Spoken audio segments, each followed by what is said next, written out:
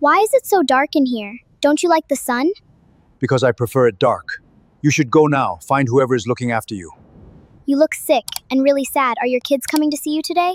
My children don't come. Nobody comes. I'd rather be by myself. "That's okay," the little girl said, and sat down cross-legged on the floor beside his wheelchair, like she'd been invited.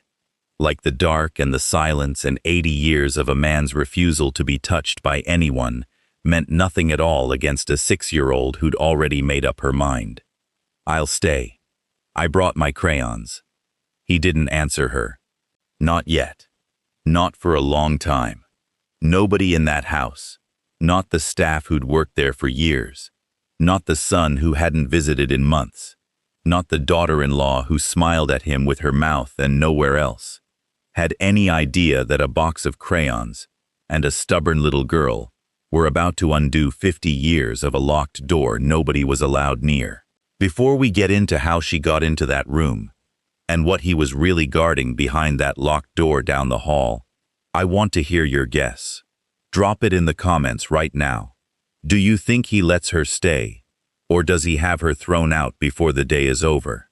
Half of you are going to be wrong, and I promise you, the reason will surprise you. Tell me where you're watching from tonight, because a story about someone finally choosing to stay deserves to know who's staying with it. And if you've ever been the one person who refused to leave someone in the dark when everyone else already had, or ever had someone stayed with you when it was darkest, don't scroll past this one. Subscribe and stay a while, because it really means the world to us now. Back to our story. Zora Bennett counted the coins twice, because the first count didn't feel real. $4.20, $4.60, $4.95. She lined them up in neat towers on the kitchen table, like they might multiply if she stacked them right. The overhead light buzzing faintly above her, the apartment quiet except for the small scratch of Nia's crayon against paper in the next chair over. When she finished, the number hadn't changed. $11.36.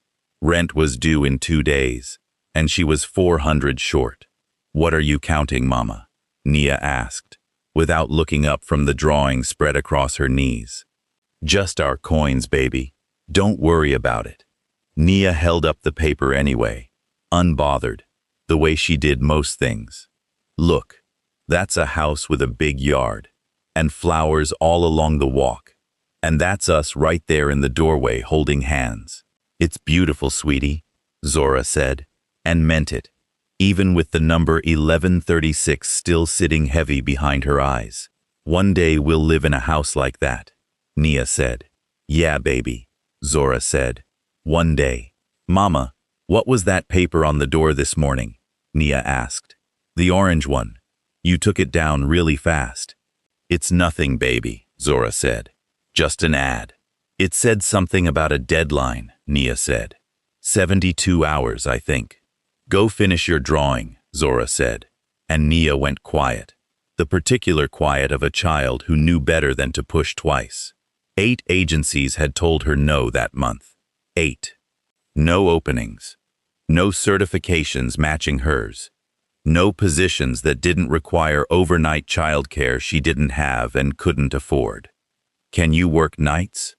They kept asking, and she kept saying yes, and they kept asking about childcare, and she kept saying she'd figure it out, and none of it had turned into a job yet. She'd sat in her car outside the 9th agency for 20 minutes that morning, before finally going in, rehearsing the same answers she'd given the same questions, and had come out with nothing but a business card and a promise someone would call if anything opened up.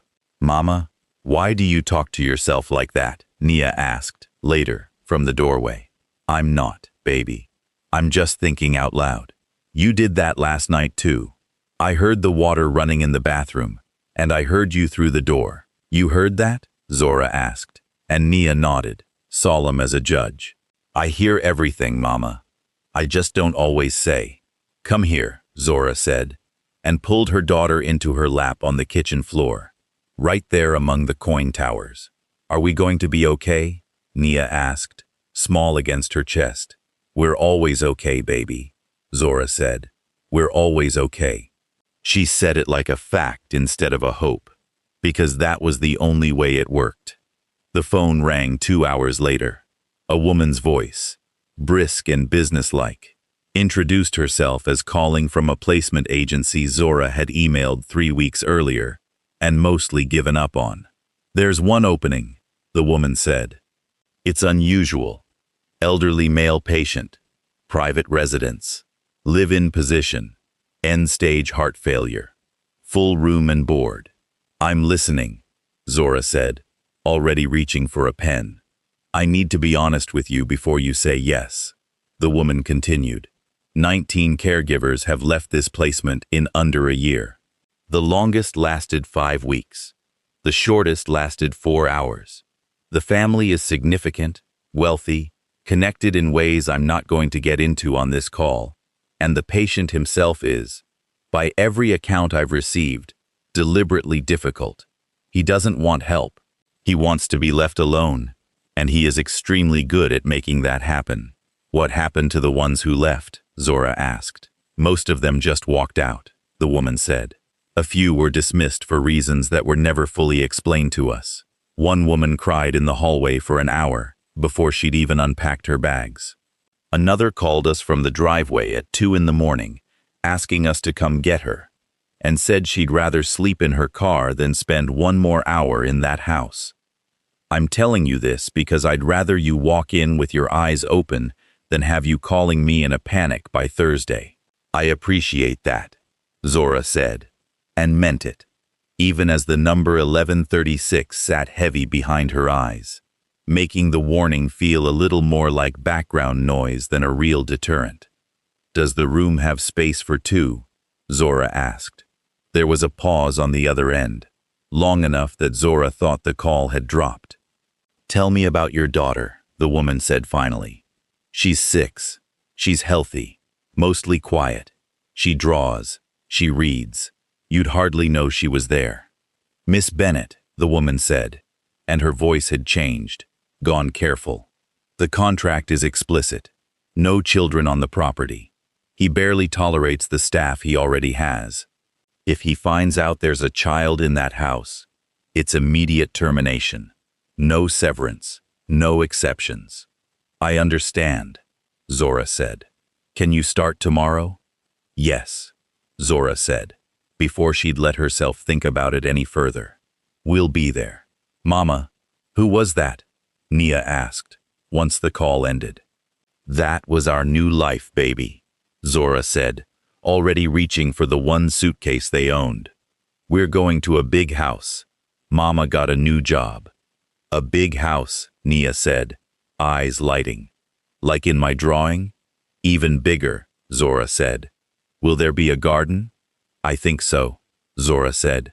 "What about my flower dress?" Nia asked. "The one that's getting too short in the sleeves." "Pack it," Zora said. "We're taking everything we have." The house appeared at the end of a long gravel drive the next afternoon, and Nia went quiet the way she only went quiet when something genuinely impressed or frightened her. Zora could never quite tell which until later.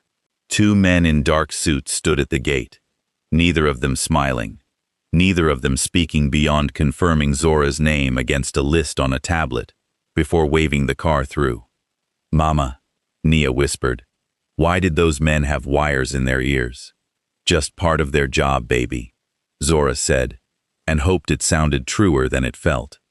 The house itself was enormous, and every curtain on its face was drawn shut, and the garden beyond the circular drive had gone the particular gray-green of something nobody had watered in a long time. A fountain sat dry and cracked at the center of it, leaves collected in its basin instead of water. "Mama, it's so big," Nia whispered, pressing closer to Zora's side as they climbed the front steps, but everything looked sad. A woman in a gray cardigan met them at the door, introducing herself as Mrs. Kwan, head of household, and looked at Nia for exactly 1 uncomfortable second before deciding, visibly, not to comment. "You're the 15th, Mrs. Kwan said, leading Zora down a dim hallway. "I say that not to frighten you, but because you should know what you're walking into. Follow the rules, and you'll last longer than most. Don't touch anything that isn't yours to touch. Don't go anywhere near the East Wing. Not for any reason, not even if a door looks open. And when you meet Mr. Such, whatever he says to you, do not take it personally. Every single person before you made that mistake. I understand, Zora said. There are no photographs anywhere in this house, Mrs. Kwan added, lowering her voice as they passed a bare stretch of wall where frames had clearly once hung, faint, darker rectangles still visible against the wallpaper. He had them all taken down years ago. 4 of us work here full-time, and not one of us has heard that man laugh, not once. He wasn't always like this, if that means anything to you. But whatever changed him happened a long time before any of us arrived, and none of us have ever been foolish enough to ask about it directly. Mama, it's so dark in here, Nia whispered, gripping Zora's hand tighter. Where's the man we're helping? This is his door, Mrs. Kwan said, stopping at the top of the stairs. 2nd floor, end of the hall. The little one waits down here with me. Zora crouched to Nia's height. Mama has to go say hello first, okay? Just for a few minutes. Draw me something pretty while you wait. The room at the end of the hall was darker than the rest of the house, if that was possible. Heavy curtains pulled fully across 2 tall windows, a single lamp throwing weak yellow light across a wheelchair positioned to face away from the door. Mr. Su, Zora said.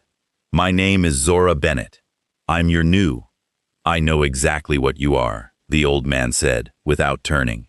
Close the door behind you. It's very dark in here, Zora said. Would you like me to open the... I didn't ask for your opinion on my curtains, he said. I asked you to close the door. She closed it.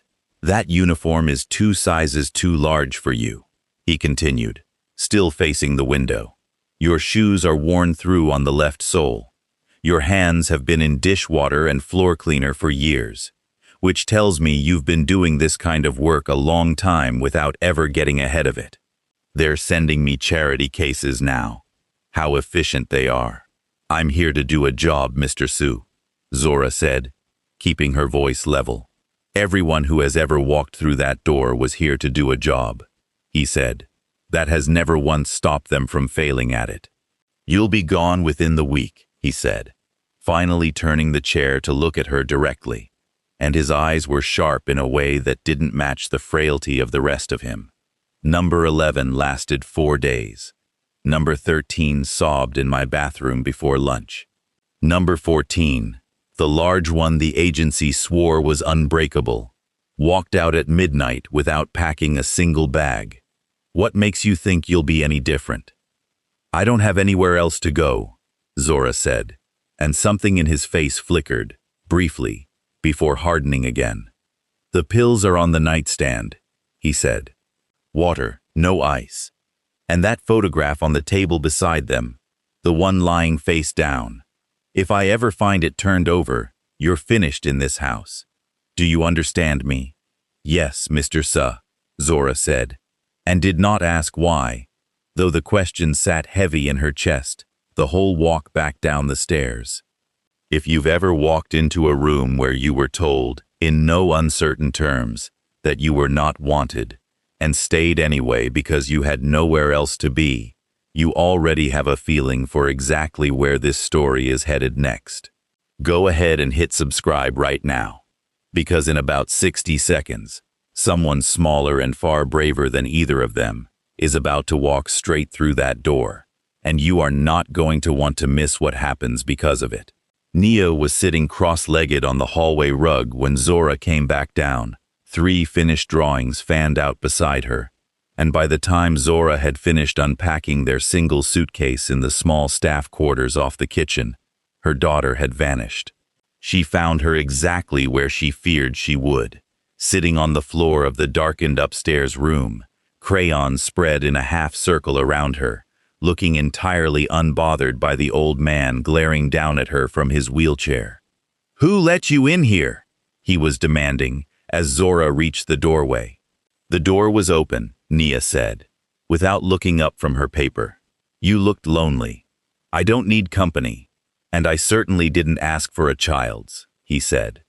This house is far too dark for a little girl to be wandering through, and far too dangerous for reasons you couldn't possibly understand.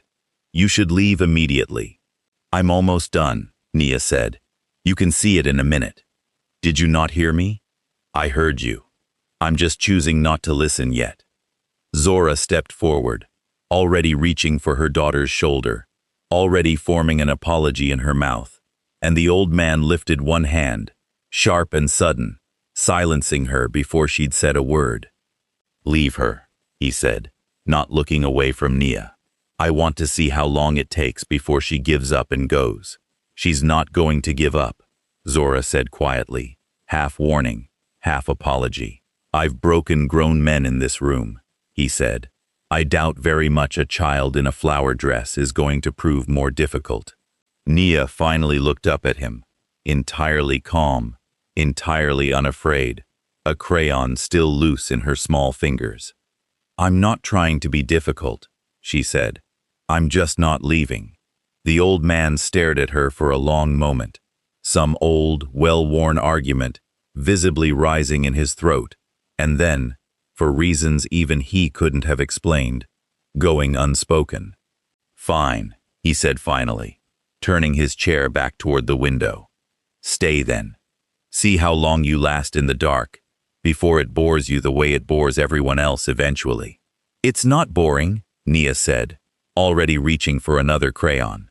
It's just quiet. I like quiet sometimes too. He didn't answer her. Zora, still standing frozen in the doorway, watched her daughter settle deeper into the small circle of crayons on the floor, entirely unhurried, entirely at home in a room built, as far as anyone in that house could tell, to keep every last person out of it. The visits became a routine neither of them ever agreed to out loud. Every morning after breakfast, Nia carried her crayon box up the same staircase, sat in the same corner of the same darkened room, and talked, mostly uninterrupted, for exactly as long as her mother allowed her. My teacher pronounced my name wrong again yesterday, she announced one morning, spreading a fresh sheet of paper across her knees. She calls me Nia, with a long A, and I keep telling her it's short, like the beginning of nice, and she keeps doing it anyway. Do grown-ups just stop listening after a while? The visits became a routine neither of them ever agreed to out loud. Every morning after breakfast, Nia carried her crayon box up the same staircase, sat in the same corner of the same darkened room, and talked, mostly uninterrupted, for exactly as long as her mother allowed her. My teacher pronounced my name wrong again yesterday, she announced one morning, spreading a fresh sheet of paper across her knees. She calls me Nia, with a long A, and I keep telling her it's short, like the beginning of nice, and she keeps doing it anyway. Do grown-ups just stop listening after a while? Some of them, the old man said, without looking up from the window. Not you, though. You listen. You just pretend you're not. I am not obligated to respond to everything you say. You just did, Nia said, and went back to her drawing, satisfied. There's a boy in my class named Marcus who put a spider in my backpack last week, she reported another day. My mama says, boys do strange things when they like you. Is that true? I wouldn't know, he said.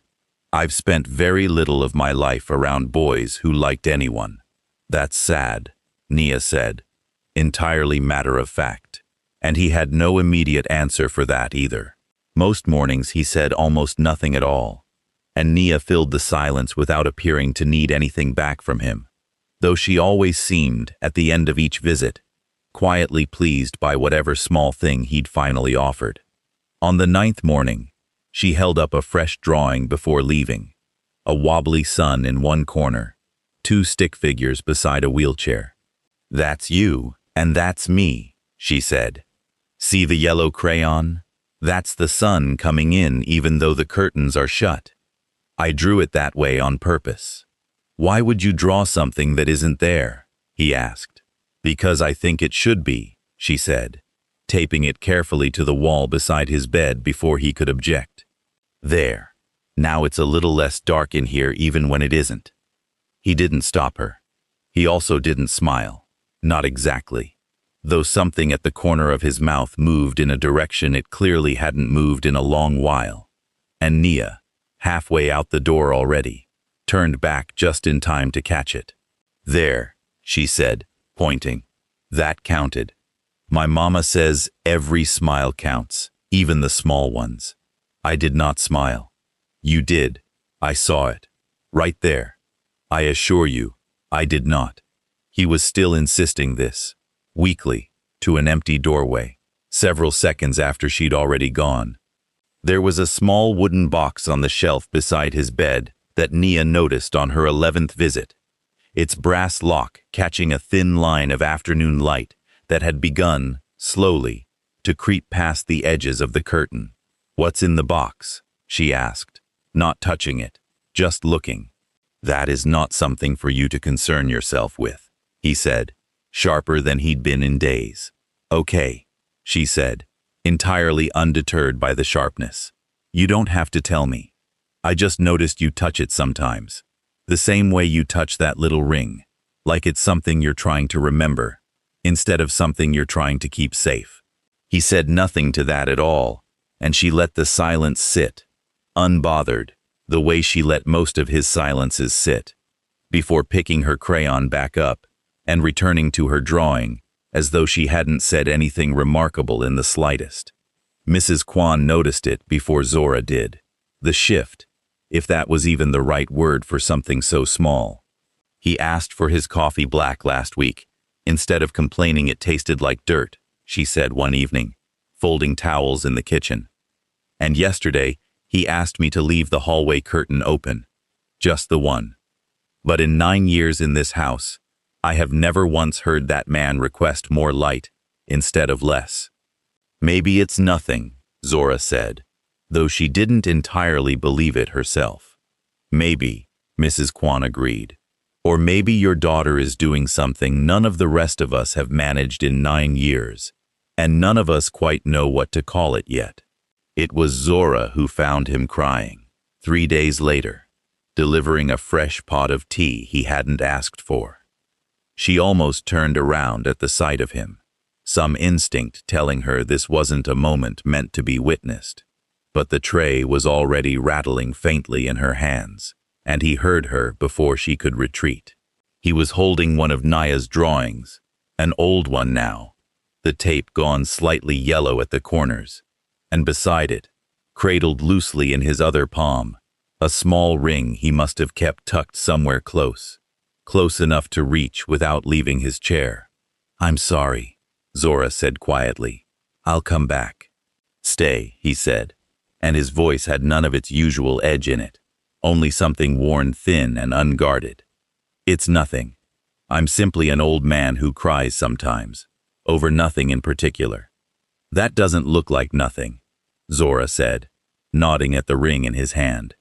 He closed his fingers around it, out of habit more than concealment, and for a moment she thought he might send her away entirely. Instead, he set the storm hit without warning on a Tuesday night, knocking the power out across the whole street just after 9, and Zora was folding laundry in the staff quarters when she heard it. A heavy, wrong sound from directly above her, furniture or a body or both hitting the floor at once. Mr. Su, she called, already moving, already taking the stairs 2 at a time in the dark. Mr. Su, can you hear me? She found him on the floor beside his overturned wheelchair, one hand pressed weakly against his chest, his breathing shallow and wrong in a way that turned her stomach cold. Chest, he managed. Can't. Breathe. Stay with me, she said, already on her knees beside him, fingers finding his wrist, counting a pulse that was there, and then wasn't, and then was again, faint and stuttering. I need you to stay awake for me. Look at me. Stay with me.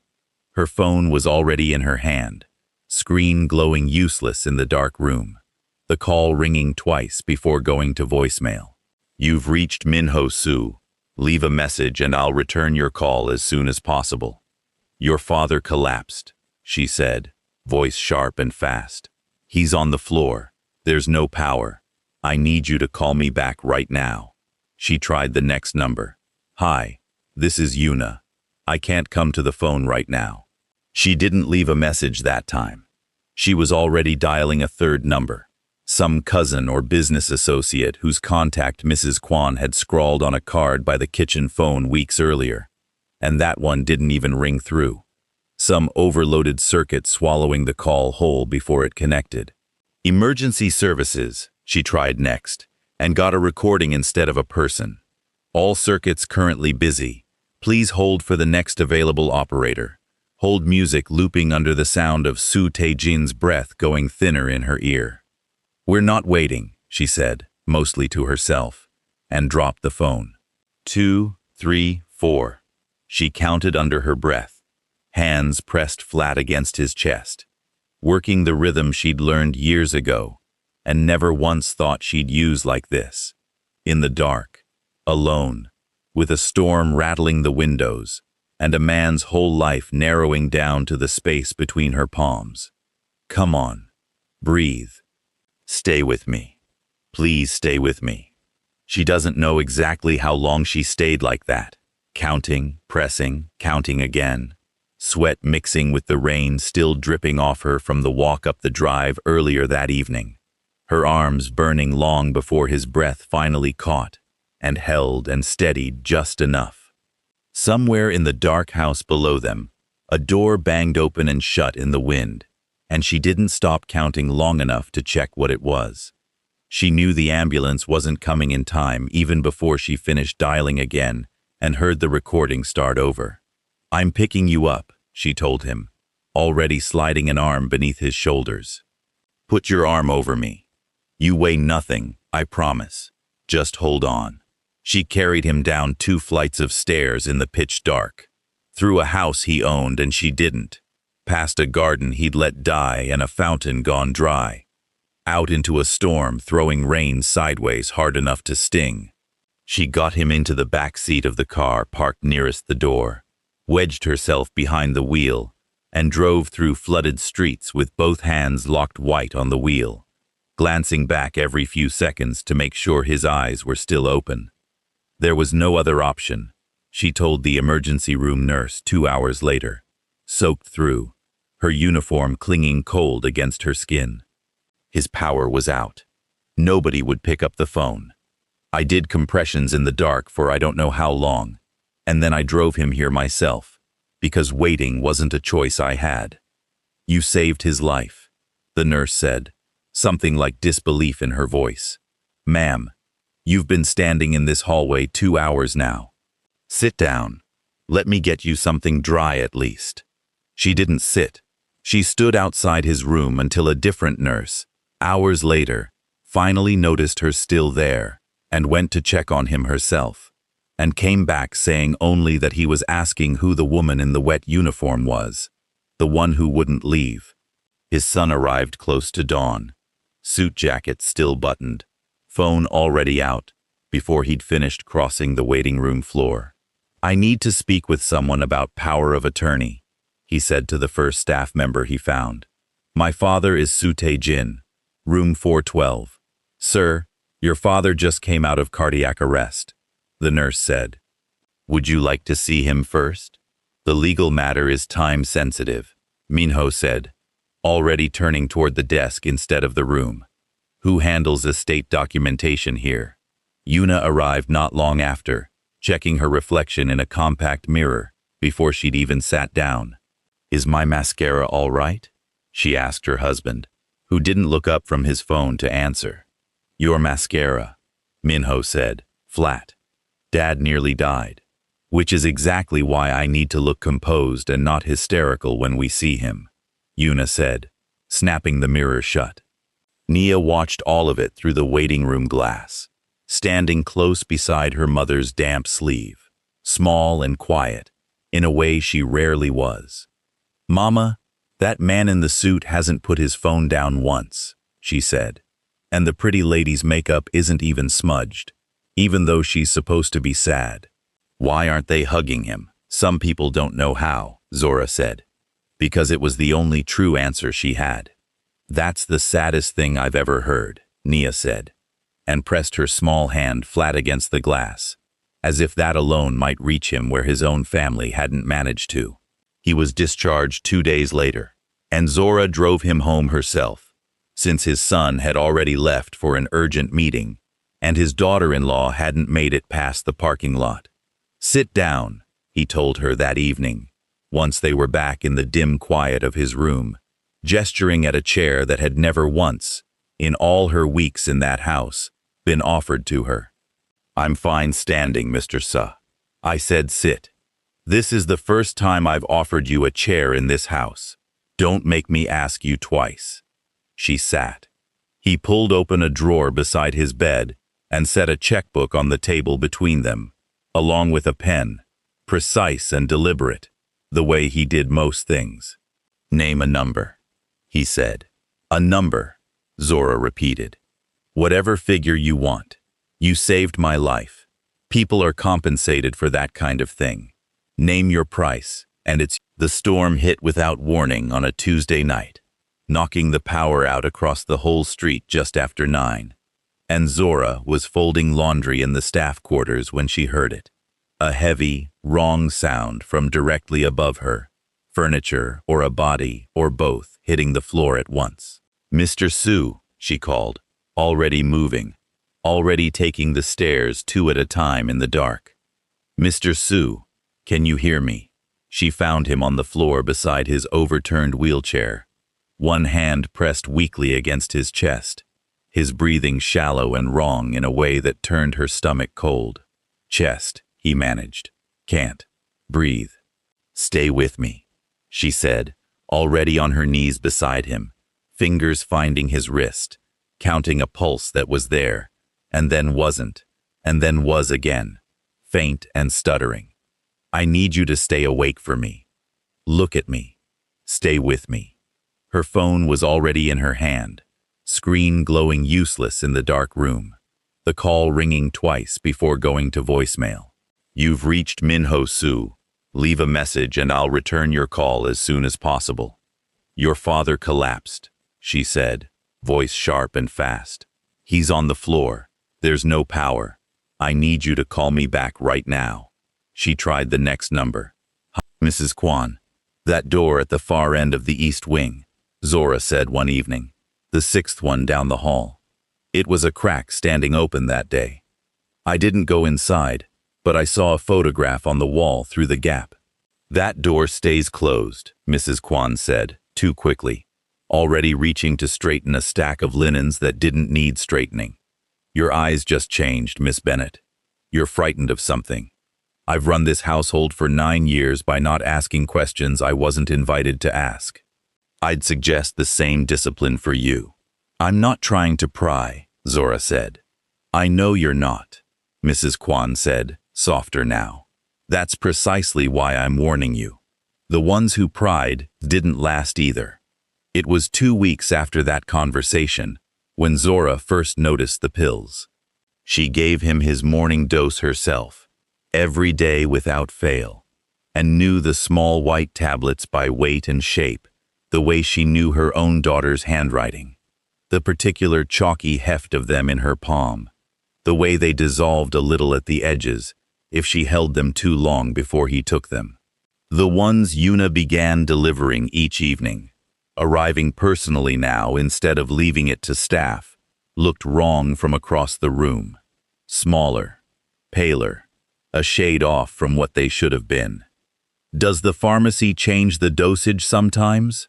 Zora asked Mrs. Kwan carefully, one evening in the kitchen. "Not that I've ever heard of," Mrs. Kwan said, frowning. "Why do you ask?" "I'm sure it's nothing," Zora said, though she wasn't sure of that at all. And neither, from the look on her face, was Mrs. Kwan. She started watching more closely after that, without meaning to at first. She noticed how his hands had begun trembling again by mid-afternoon, a tremor she hadn't seen since his first week in that house, back before Nia's visits had started smoothing something out in him day by day. She noticed how his eyes had gone glassy and slow most evenings, how he slept longer and woke up groggier, how the small, hard-won brightness of the last few weeks seemed to be draining back out of him on a schedule that matched, almost exactly, Yuna's evening visits. The lawyer came more often after that, a thin, careful man named Mr. Hale who let himself in through the side entrance twice, sometimes 3 times a week, always disappearing into the study with Su Tae-jin for an hour at a stretch, always leaving with a leather folder tucked tight under one arm. "Change everything, Henry," Zora heard once, passing the study door with a tray in her hands, the old man's voice raised in a way she'd never once heard it raised before, every line of it. "My son didn't answer his phone while I was dying on that floor. Change all of it." "These are significant reversions," Mr. Hale's voice answered, muffled through the door. "Your children will contest this the moment they see it." "Let them," the old man said. "They can contest a piece of paper. They cannot contest the fact that a maid carried me down 2 flights of stairs in a storm while my own blood let the phone ring out." And every single time Mr. Hale left that study, Yuna called within the hour, according to Mrs. Kwan, who fielded most of the calls herself. "What does she want to know?" Zora asked. "What's in the new will?" Mrs. Kwan said. "Every time, like clockwork. I tell her he isn't taking calls. She never likes hearing that." "Mama," Nia said one evening, unprompted, while Zora braided her hair before bed, "why does the pretty lady smile at Mr. Su, but her eyes don't smile at all? I noticed it today. Her mouth does one thing, and her eyes do a completely different thing, like they belong to 2 different people." "Children notice things," Zora murmured, mostly to herself, and didn't sleep well that night.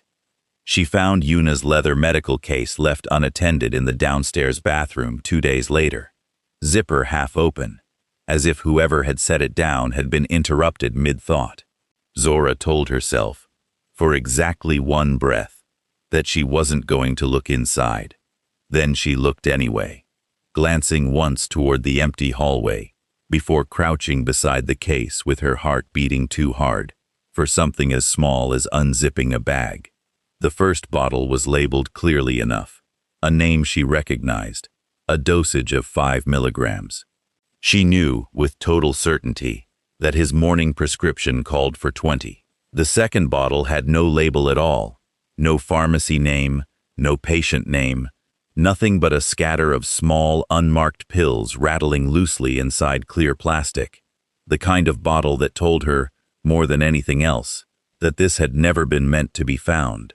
She photographed both bottles with shaking hands and put the case back exactly as she'd found it, zipper half open, angle unchanged, and went looking for Yuna before she'd fully decided what she planned to say once she found her. "Your case was left in the downstairs bathroom," Zora said, keeping her voice level. "I noticed the pills inside don't match his morning prescription. The dosage is a quarter of what it should be." Yuna's expression didn't so much as flicker. "You went through my things. I noticed something left open in a bathroom I clean every day," Zora said. "I'm asking you directly. What's in the second bottle?" "That is none of your concern," Yuna said. "You're a maid. Medication management belongs to family, not staff." "He's been declining for weeks," Zora said.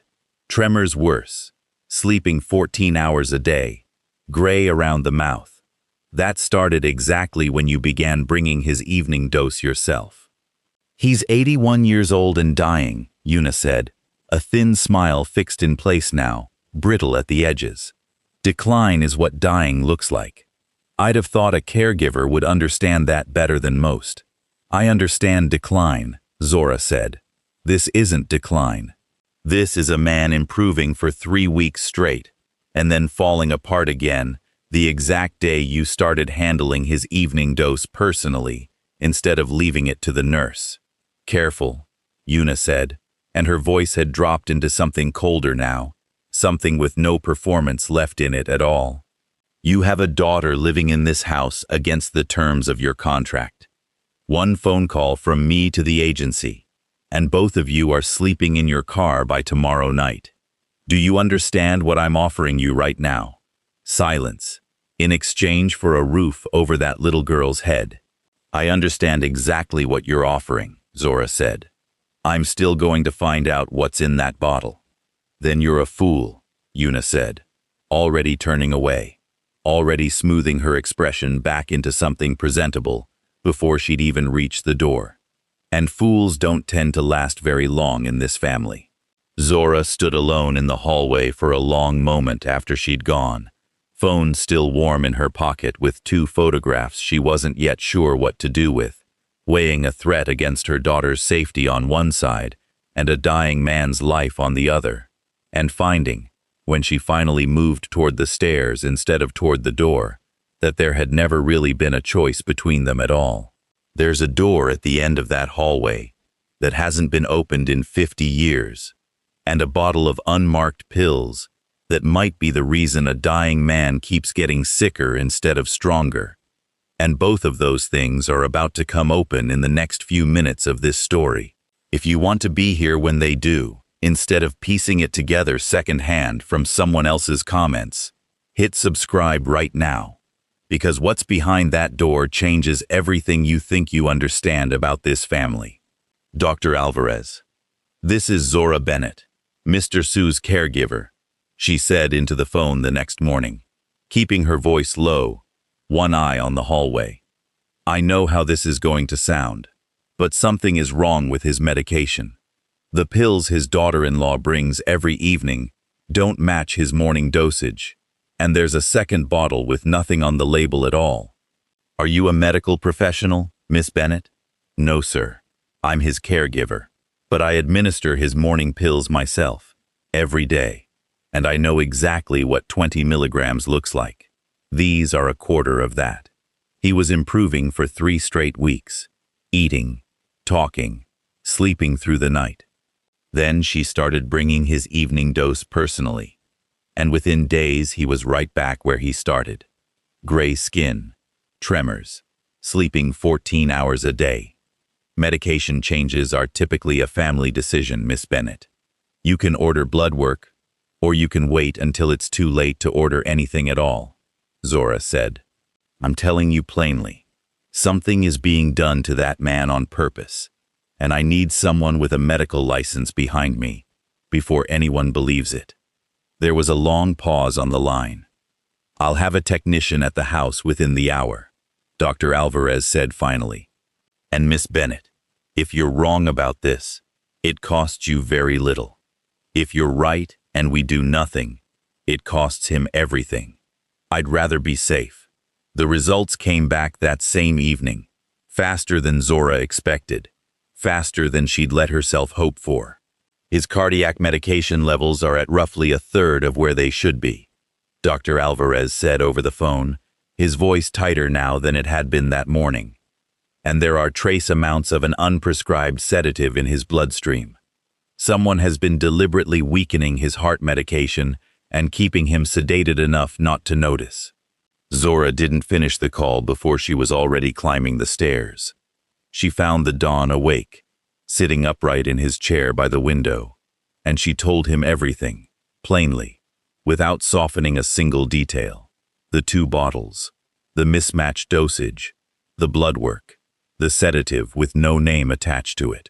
He listened without interrupting, his face unreadable in the low lamplight, and when she finished, he was quiet for a long moment before he spoke. Bring me my phone, he said, and send for the 2 men who wait by the front gate. She did as he asked, though she didn't fully understand why, until she heard the low, even tone of his voice through the closed study door 20 minutes later, a tone she'd never once heard him use, not even in his cruelest moments toward her, calm and absolute, in a way that made the whole house go quiet around it. What happened after that, Zora only pieced together secondhand, from Mrs. Kwan's careful, clipped account the following morning. Una was gone by dawn, her belongings removed from the house before breakfast. No arrest, no headline, no courtroom, only a silence that settled over the family the way silence settles after a door closes for the last time. "I've worked in this house 9 years," Mrs. Kwan told her, hands still trembling slightly, as she folded towels that didn't need folding. "I have seen that man dismiss lawyers, business partners, men far more powerful than a daughter-in-law with a leather medical bag. I have never once heard him raise his voice to do it. Whatever happened behind that study door last night, it required none of that. I don't think I want to know exactly what it did require." Minho arrived that afternoon, pale and shaken in a way Zora had never seen, and asked to see his father alone. "How long?" Zora heard him ask, through the same study door, his voice cracking in a way it never had in the hospital waiting room. "How long has this been happening?" "Roughly 3 months, according to the blood work," the Don answered, flat and even. 3 months, Minho repeated. "And none of us noticed. We were busy. We had meetings, we had dinners, we had entire lives happening around you, while you were being poisoned in the dark by a woman who sat at our table every holiday. You didn't notice, because you weren't here," the Don said. "She noticed, because she was." "I'm sorry," Minho said, and his voice broke fully this time. "I should have been here. I don't even know how to begin fixing that now." "You don't fix it by apologizing to me," the Don said. "You fix it by finally being present, for whatever time I have left, instead of only appearing when there's a document to sign." It was 3 days later, once the house had settled back into something resembling quiet, that the Don asked Zora to take him somewhere he hadn't been in longer than she'd been alive. "The East Wing," he said. "Take me there. Now, please. You haven't been there in—" Zora started. "I know exactly how long it's been," he said. "I don't need reminding. I need you to push this chair." The floor of the East Wing hallway was warped and silent beneath the wheels, dust thick enough to leave tracks behind them. "The key," he said, his hands trembling too badly to manage it himself, "is in my cardigan pocket, left side." Her own hands weren't entirely steady either, as she worked the small brass key into a lock gone stiff with disuse. 3 failed attempts before the mechanism finally gave, the door swinging inward on hinges that groaned like something waking from a long sleep. "Push me inside," he said, and she did. The room had been sealed exactly as it was left, a narrow bed still made, a wardrobe still closed, a small writing desk with a single unfinished letter still sitting beneath a layer of dust, and on the far wall, a single framed photograph, slightly crooked, showing a young black woman in a plain cotton dress, laughing at something outside the frame, a small gold ring visible on a chain around her neck. "Who is she?" Zora asked quietly. "Her name was Odessa," he said, and his voice had gone somewhere far away already, decades away. "I met her in 1961, when my father sent me to study business in New York for 2 years, before he trusted me to take over any part of what he'd built. She worked in the same building where I studied, in the university library, and she was the first person in my entire life who spoke to me as though my father's name meant absolutely nothing to her." "What happened to her?" Zora asked. "I loved her," he said simply. "For nearly 2 years, I loved her more completely than I have loved anything before or since. I asked her to marry me in the spring of 1963, in this very room, the last time I ever brought her to this house, and she said yes, before I'd even finished the sentence." "Then why is this room sealed?" Zora asked, though some part of her had already guessed the shape of the answer. "My father found out 3 weeks later," he said. "The organization I was set to inherit did not, at that time, permit its heir to marry outside our own bloodline. He told me plainly that if I married her, I would inherit nothing, that the entire family, everything my grandfather and his grandfather had built, would pass instead to a cousin I barely knew. And worse than that, he told me, in language I will not repeat to you now, exactly what would happen to Odessa herself if I refused to end it quietly. You were afraid for her, Zora said. I was a coward, he said. I told myself I was protecting her. In truth, I was protecting the only life I had ever known how to want. I ended it in a letter, and I never even had the courage to deliver it myself. I had it sent, and I left the city for a month, so I wouldn't have to see her face when she read it. I sent her away with nothing but this house's silence, and a ring she'd bought herself, because I never even gave her one of my own. That letter on the desk? Zora asked. Is that the one you wrote her? No, he said, glancing toward it with an expression she couldn't quite name. That one I never finished. I started it 100 times over the years, always the same first line, and I never once managed to write past it. I told myself I would find her one day and hand it to her myself. I never did.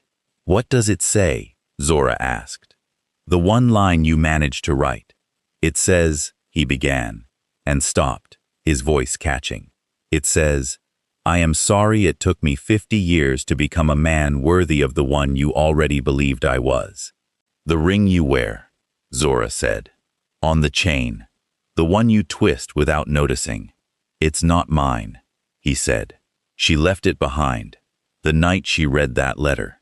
I've worn it every day since, and I've told everyone in this family for 50 years that it belonged to a business partner. Nobody has ever once questioned that lie, because nobody in this house has ever cared enough to ask. What happened to her after? Zora asked, though she wasn't certain she wanted the answer.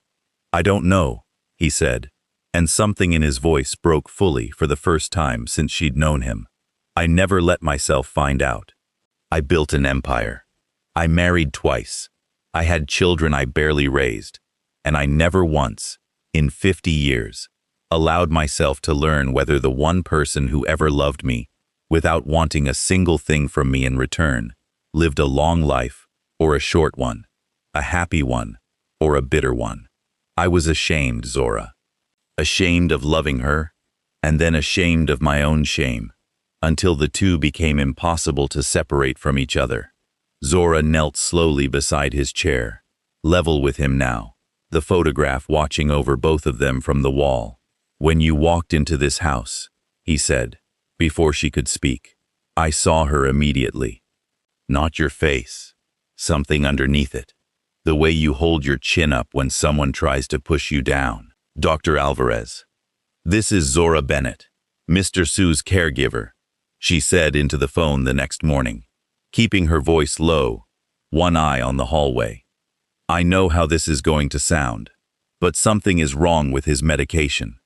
The pills his daughter-in-law brings every evening don't match his morning dosage, and there's a second bottle with nothing on the label at all. Are you a medical professional, Miss Bennett? No, sir. I'm his caregiver, but I administer his morning pills myself, every day, and I know exactly what 20 milligrams looks like. These are a quarter of that. He was improving for 3 straight weeks, eating, talking, sleeping through the night. Then she started bringing his evening dose personally, and within days he was right back where he started. Mr. Hale, I need you here this afternoon, the Don said into the phone 2 days later, his voice steadier than it had been in weeks. Bring every document, and leave the study door open. I want Zora to hear all of it. Understood, Mr. Hale said. First, a full education trust for Nia Bennett, the Don said, once the lawyer had settled across from him with a stack of papers. Elementary through graduate school, every cost covered. Books, tuition, housing. All of it. She will never once have to choose between a meal and a textbook for as long as she lives. Second, the guest cottage on the east side of this property, transferred fully into Zora Bennett's name. Not a lease, not a loan. Ownership. No landlord, no eviction notice, no 72-hour countdown taped to her door. Not for her, not ever again. And third, he said, pausing long enough that Mr. Hale looked up from his notes, a foundation, established in the name of Odessa Marchetti, funding education and housing support for single mothers across this county. Full staff, full funding, permanent endowment drawn from my own personal holdings, separate entirely from the family's business interests. That's a significant undertaking, Mr. Hales said carefully. What would you like it called? Odessa's house, the Don said, without hesitation, as though he'd been holding the name ready for 50 years, waiting only for someone to finally ask him to say it out loud. You're certain about all of this? Mr. Hale asked, once the last page had been signed. Look out that window, the Don said. You see the girl in the grass with her sketchbook? Her mother owned 2 bags of belongings when she walked through my gate. 2 bags, and a daughter with a dress already too small for her. That child sat on my floor in the dark and called herself my friend before she'd known me for a week. I have never in my life been more certain of anything than I am of this. The foundation opened on a bright morning 3 months later, the estate's front lawn filled with people in a way it hadn't been filled in decades.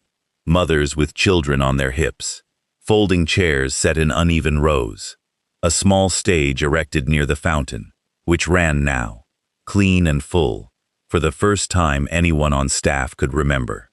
41 families registered for the first intake, Mrs. Kwan reported, standing beside the Don's wheelchair at the edge of the crowd. I counted them myself this morning. 41, he repeated, something like wonder in his voice. A woman near the front of the crowd stepped forward before the ceremony began, a toddler balanced on one hip, and asked, quietly, if she might say something. Mrs. Kwan glanced at the Don, who nodded once, and the woman climbed the 2 steps onto the small stage with visible nerves. I found out about this place 4 days ago, she said, into a microphone that shook slightly in her free hand. I was sleeping in my car with my son until Tuesday.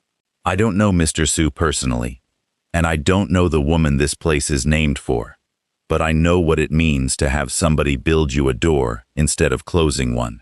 And I just wanted to say thank you, out loud, in front of everyone, before I go inside and cry about it privately instead.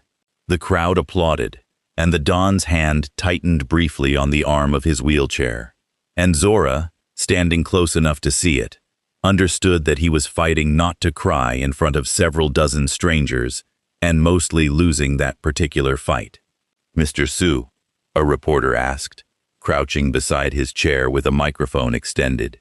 You agreed to exactly 1 interview for this story. Can you tell us why you built this place?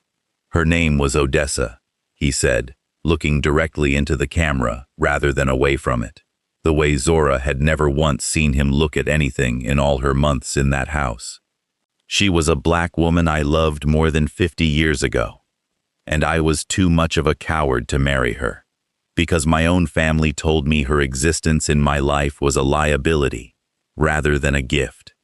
I spent 5 decades pretending she had never existed at all. It took a 6-year-old girl sitting on my floor with a box of crayons to make me understand exactly how much of my life I had wasted being ashamed of the one thing that was ever real in it. What do you want people watching this to understand? The reporter asked. That the people who raise your children, and clean your homes, and sit beside you in the dark when nobody else will, they are not invisible, he said.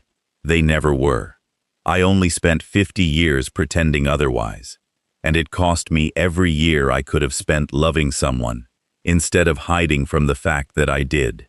Minho stood near the back of the crowd through the entire ceremony, watching in a silence that seemed less like distraction now, and more like genuine attention, something Zora had never once seen from him before.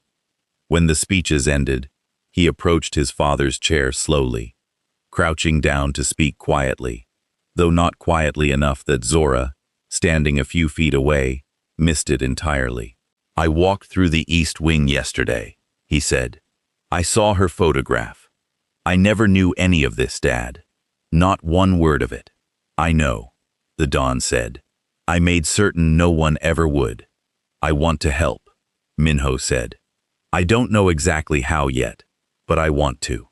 There's a reading program starting here every Saturday morning, the Don said. 8 o'clock. They need volunteers. Every Saturday, Minho said, and something in his voice suggested he understood this wasn't a casual request. I'll be there. Not when it's convenient. Every Saturday, I promise you that. The crowd thinned by early evening, folding chairs stacked, the small stage disassembled, the fountain still running quietly into the dusk. But the quiet part of that day, the part Zora would end up remembering longest, had actually started that morning, hours before a single guest arrived. "Mr. Edmund, do you want to try drawing with me today?" Nia had asked over breakfast, sliding a spare crayon across the table toward him without waiting for an answer. "You said you wanted to try weeks ago, and then you never did. I wouldn't know where to begin," he admitted. "Everybody starts with a circle," Nia said, entirely serious. "That's the rule. Everything in the whole world starts with a circle if you look at it long enough." He drew a lopsided circle, slow and careful, his hand trembling slightly around the crayon, and Nia studied it with the gravity of a much older critic. "That's a good start," she declared. "Now give it a face. Anyone can have a face if they want one." Zora, watching from the kitchen doorway with a coffee cup in hand, said nothing at all, and simply let the moment happen without interrupting it. The old man and the small girl bent together over a single sheet of paper, working in a silence that felt, for once, like the comfortable kind.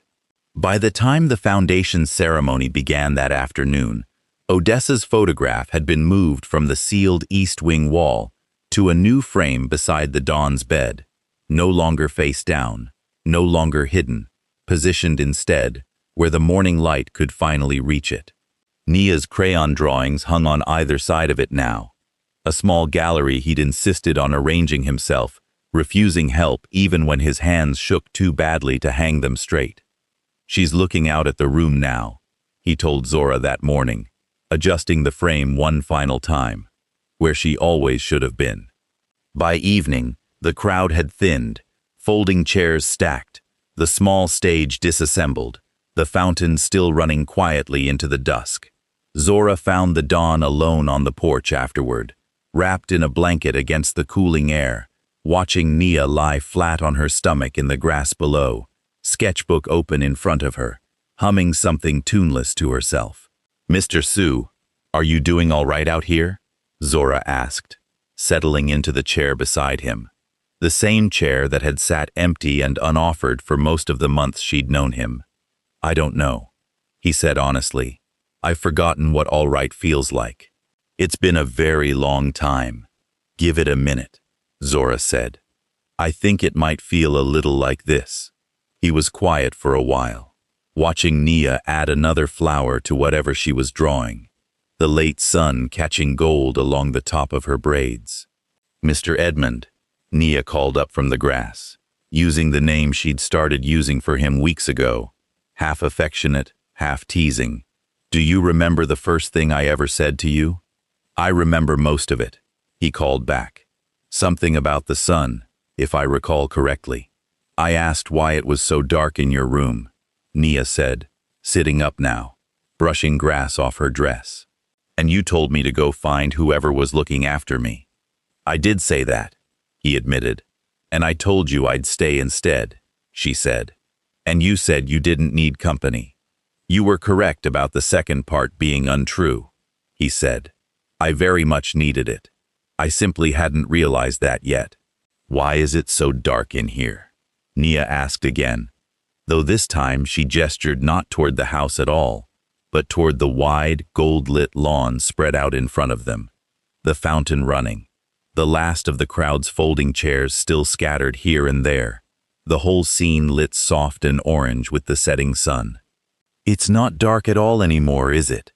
the Dawn said, something close to laughter finally reaching his voice for the first time since Zora had known him. "Nope," Nia said, satisfied, flopping back down into the grass to finish her drawing. "Not even a little bit." Zora watched them both from the porch, the old man and the small girl who had walked uninvited into a locked and darkened room and simply refused to leave it, and thought, not for the first time, that some of the bravest things a person could ever do looked, from the outside, all. Mr. Hale, I need you here this afternoon, the Don said into the phone 2 days later, his voice steadier than it had been in weeks. Bring every document. And leave the study door open. I want Zora to hear all of it. Understood, Mr. Hale said.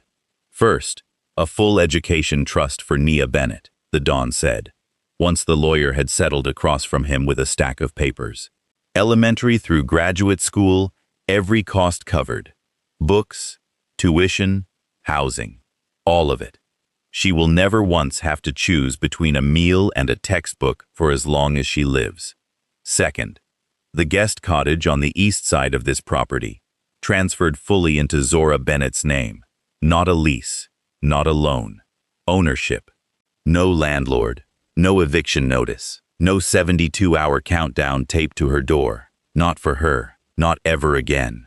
And third, he said, pausing long enough that Mr. Hale looked up from his notes, a foundation, established in the name of Odessa Marchetti, funding education and housing support for single mothers across this county.